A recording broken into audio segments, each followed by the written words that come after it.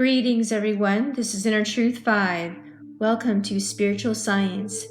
And now I will be talking about Lord Buddha being the emblem of theism. So, prior to the event of Lord Buddha, the animal sacrificial portions of the Vedic literatures were grossly misused, and instead of subduing the animal propensities of man, they were indulged in as unrestricted extravagance. As stated in the Bhagavad Gita, the personality Godhead appears himself as incarnation. It was necessary to put things in the right order, and Lord Buddha, as incarnation of Keshava, appeared as the emblem of theism. In the Bhagavad Puranam, the incarnation of Buddha is stated as follows. Tata kalo samparite samohaya suradvisham Buddho namnanjana sutta kikateshu bhavishyati.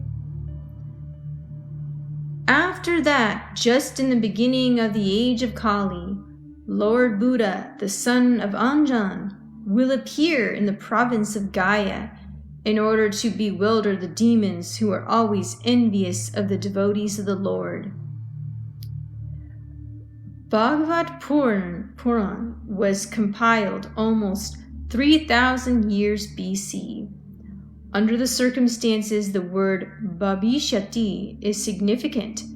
Revealed scriptures of India are all corollaries of the Vedic literatures. They are production of transcendental mode of thinking as against the scientific mode of thinking.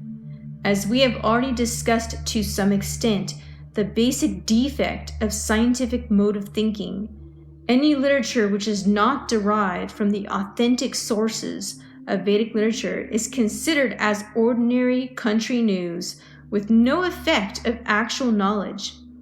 Such literatures are full of mistakes, irrelevancy, cheating, and imperfectness. They are so because they are compiled by persons who are, by contact of materialism, imperfect and are imperfect in respect of thinking, calculating, dealing, and sense perception. The Vedic literatures are revealed literatures, and they are received through an authoritative chain of disciplic succession called the Parampara system, which is the most important and the perfect system of receiving knowledge in an unadulterated form. Srimad Bhagavat Purana is therefore revealed scripture, and it is quite possible for it to foretell many things like the advent of Lord Buddha even 500 years before his appearance. Not only of Lord Buddha, the appearance date and place of Kalki, the 10th incarnation of Godhead, who is still to appear at the end of this Kali Yuga, is also stated in the Bhagavad Purana. Lord Kalki is stated to make his appearance at the end of Kali Yuga, i.e. at the end of about 400,000 years, 4 lakhs of years, henceforward in the province of Shambhalpur, MP, as the son of Sri Vishu Joshi, a fortunate Brahmin. Therefore, acceptance of the incarnations of Godhead must be in accordance with the authoritative statements of revealed scriptures and not by mental concoction. At the present moment, many mushroom institutions have sprung up by the grace of Kali, and they have presented their own manufactured incarnations of Godhead without any reference to the revealed scriptures. Such presentations of cheap incarnations of Godhead by unscrupulous persons have misled the common to know the right things, and as a result of this willful adulterations, the people in general, mental speculators, and unauthorized religionists have sprung up on large scale.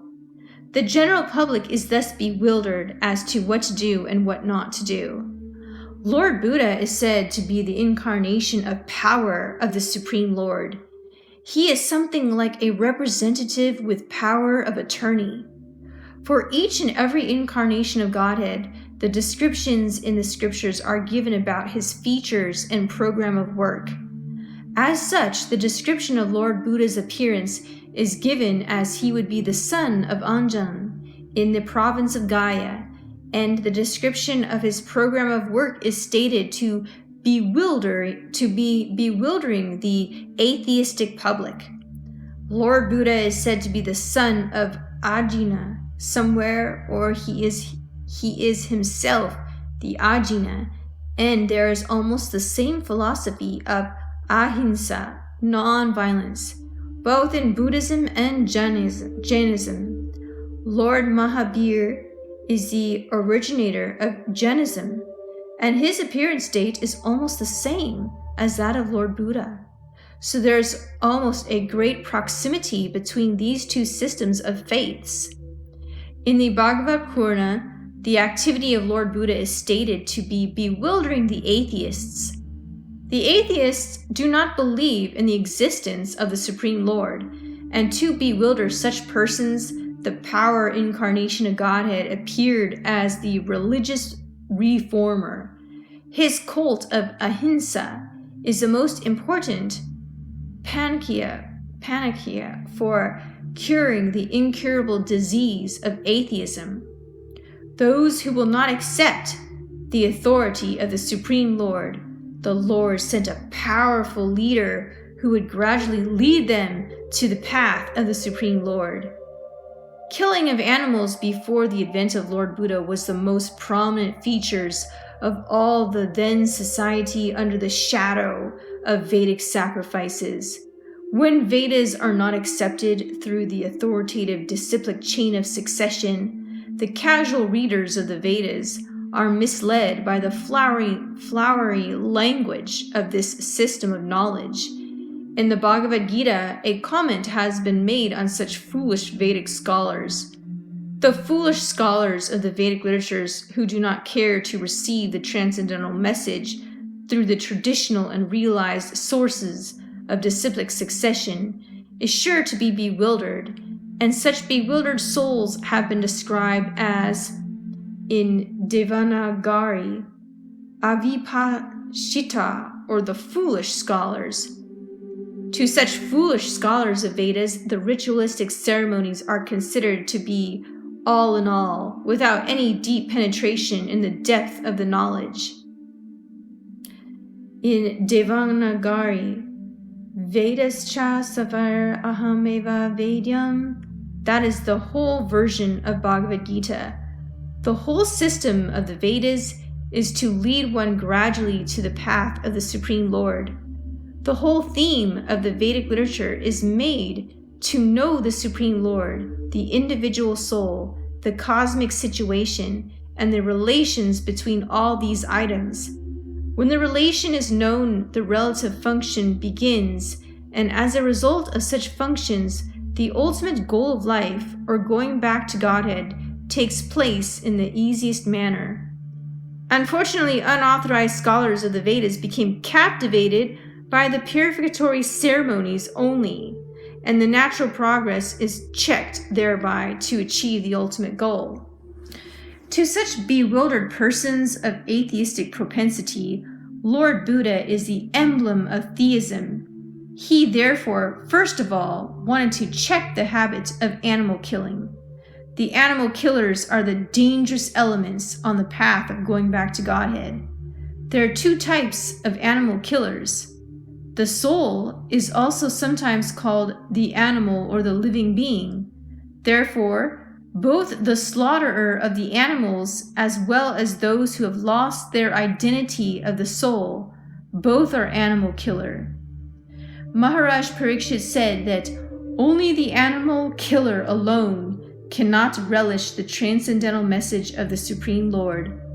Therefore, if people are to be educated to the path of Godhead, they must be taught first and foremost to stop the process of animal killing, both wise as above mentioned.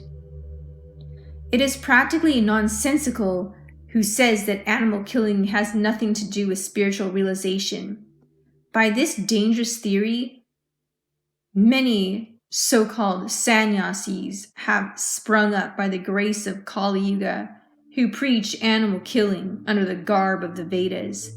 This subject matter is already discussed above in the way of arguments between Lord Chaitanya and the Maulana Chand Qazi Sahib. The purpose of animal sacrifice as stated in the Vedas is different from the unrestricted animal killing in the slaughterhouse. Because the Asuras, or the so-called scholars of Vedic literatures, would put forward the evidence of animal killing in the Vedas, Lord Buddha superficially denied the authority of the Vedas. This rejection of the Vedas by Lord Buddha was adopted by him in order to save people from the vice of animal killing, as well as to save the poor animal from the slaughtering process by its big brothers who clamor for universal brotherhood, peace, justice, and equity. There is no justice when there is animal killing in the slaughterhouse. Lord Buddha wanted to stop it completely, and therefore his cult of ahimsa was propagated not only in India, but also outside the country. Technically, Lord Buddha's philosophy is called atheistic philosophy because there is no acceptance of the Supreme Lord, and because the system of philosophy denied the authority of the Vedas. But that is an act of camouflage by the Lord. He is the incarnation of Godhead. As such, he is the propounder of the Vedic knowledge originally. He therefore cannot reject the Vedic philosophy, but he rejected it outwardly because the Surabhishu, or the demons, who are always envious of the devotees of Godhead, would try to put forward the evidence of cow killing or animal killing from the pages of the Vedas as it is being done by the modernized sannyasis. Lord Buddha had to reject the authority of the Vedas altogether. This is simply technical, and had it not been so, he would not have been accepted as the incarnation of Godhead. Neither he would have been worshipped in the transcendental song of poet Jayadev. He preached the preliminary principles of the Vedas in a manner suitable for the time being, and so also did Acharya Shankaracharya to establish the authority of the Vedas. Therefore, Lord Buddha and Acharya Shankar, both of them, paved the path of theism, and the Vaishnava Acharyas, specifically Lord Sri Chaitanya Mahaprabhu, led the people on the path rightly towards a realization of back to Godhead. So Lord Buddha's movement is a non-violent movement. And if they take his movement serious, then they will close down all the slaughterhouses.